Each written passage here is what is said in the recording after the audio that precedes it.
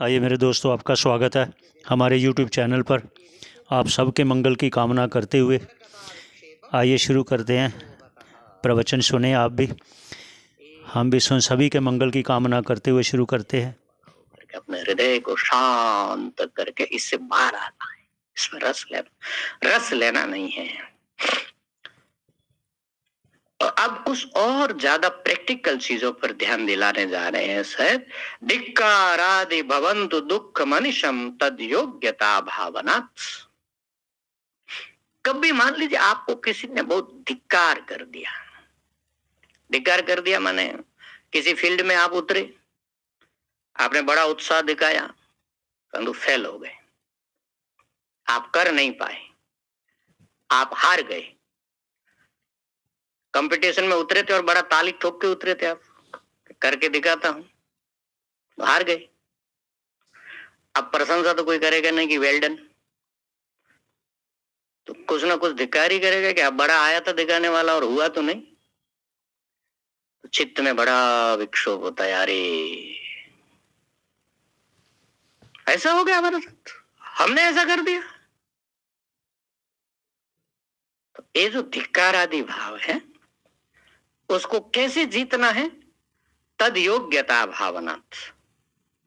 अरे भाई मेरे से ही मिस्टेक हो गई, मैं अपना ठीक से एनालिसिस नहीं कर पाया, मेरा असेसमेंट ठीक नहीं था, इसलिए मैंने गलत डिसीजन ले लिया और उसका गलत रिजल्ट तो होने ही वाला था, इसलिए लोग कहेंगे ठीक है। तद योग्यता भावनात् माने मुझे मेरे ही कर्म के कारण ये मिल रहा है, मैं इसके योग्य ही हूं, इसलिए ठीक ही है। ऐसा यदि हम उसको एक्सेप्ट कर लें, हम क्या करते हैं, एक्सेप्ट नहीं करते, अपनी हार को भी जस्टिफाई करने के लिए हजार प्रकार की तुकड़म भिड़ाते हैं, तो फिर फंसते हैं उल्टा। इसको बोलते हैं ईगो मैकेनिज्म। हमारे अपने ईगो का एक मैकेनिज्म है और वो बड़ा नेचुरल है। जब भी कोई आपको चोट लगती है वो हजार बहाना बनाता है कि ना यहाँ मैं गलत नहीं हूं, मेरा ये गलती नहीं था, ये ऐसा हो गया, ये ऐसा हो गया इसलिए ऐसा हुआ, ये तो ऐसा हो ही नहीं सकता था, उसने ऐसा कर दिया इसलिए ऐसा हो गया। ये जो ईगो मैकेनिज्म है ये एक्सेप्ट नहीं करने देता कि मैंने कुछ भूल डिसीजन लिया था इसलिए एक भूल रिजल्ट आ गया, कोई बात नहीं, मुझे आगे ज्यादा सावधान रहना चाहिए। यदि इतना हो जाए तो बात समाप्त। परंतु हमारा जो ईगो मैकेनिज्म है घटना को इतने जल्दी से समाप्त होने नहीं देता है, वो और हजार प्रकार के बहाने बना करके एक नया माने ऐसा एक कीचड़ वहां पर पैदा करता है कि उसमें हम धंसते जाते हैं। अपने ईगो मैकेनिज्म को भी थोड़ा संभालना पड़ेगा, अपने ईगो को भी थोड़ा हम्बल करना पड़ेगा। हम भी मनुष्य हैं, हम भी त्रिगुण के अधीन ही जी रहे हैं, हम कोई भगवान तो है नहीं कि हमसे गलती हो नहीं सकती है। हो गई गलती इसलिए हमारी धिक्कार हो रही है, हम उसके योग्य ही थे, ठीक है, ओके, आगे से सावधान रहेंगे, बात समाप्त। धिक्कारादि भवन्तु दुख मनिशम, रात दिन दुख देने वाले जो धिक्कार आदि हैं, तद योग्यता भावनात्। ठीक है, हमसे भूल हो गई इसलिए ऐसा हुआ, ठीक ही हुआ, ऐसा मान करके उस उलझन से अपने आप को बाहर निकालना तो हम कुछ पॉजिटिव कर पाएंगे, और नहीं तो हजारों युक्तियां खोज खोज करके उसी को सपोर्ट करने के लिए उसमें उलझ करके रह जाएंगे। और एक बड़ी बात बता रहे हैं, तज्ञ शिशुन समक्ष कृपया।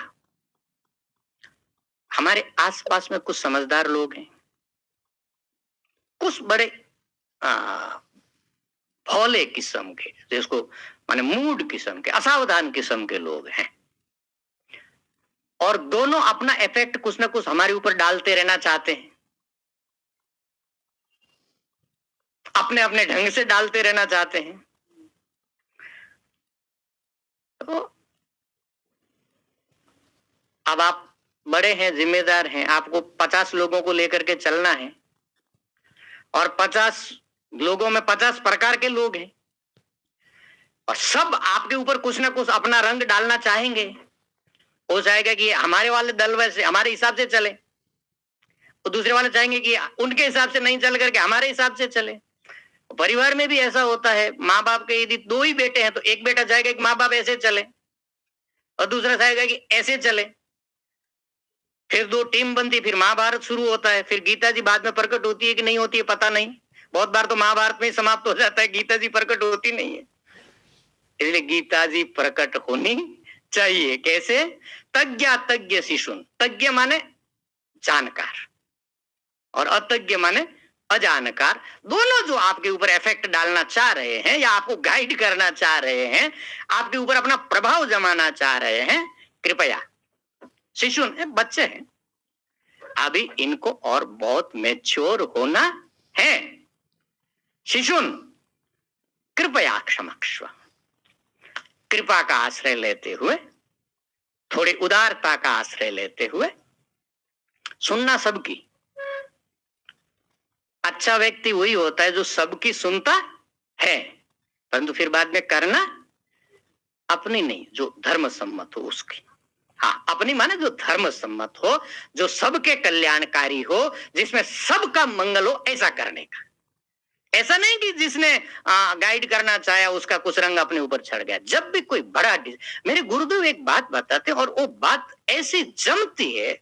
उन्होंने कहा कि देखो, जीवन से संबंधित हो या कभी किसी बड़ी परिस्थिति से संबंधित हो, जब भी कोई निर्णय लेना हो तो कोशिश करना कि थोड़ा अपना काम, अपना क्रोध और अपना लोभ उसमें अपना रंग न डाल पाए।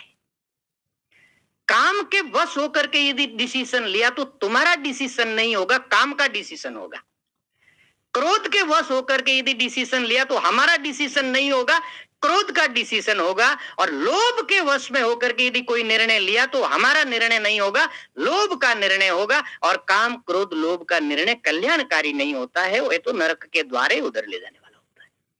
इसलिए कभी भी किसी भी परिस्थिति में आपको यदि कभी कोई बड़ा निर्णय लेना हो, अपने संबंध में या अपने जनों के संबंध में, समाज के संबंध में, यदि संस्था के संबंध में, तो कम से कम कोशिश करना, अपनी ईमानदारी से कोशिश करना कि मैं अपने राग और द्वेष को, अपने काम, क्रोध, लोभ को एक साइड में रख करके निर्णय ले सकूं।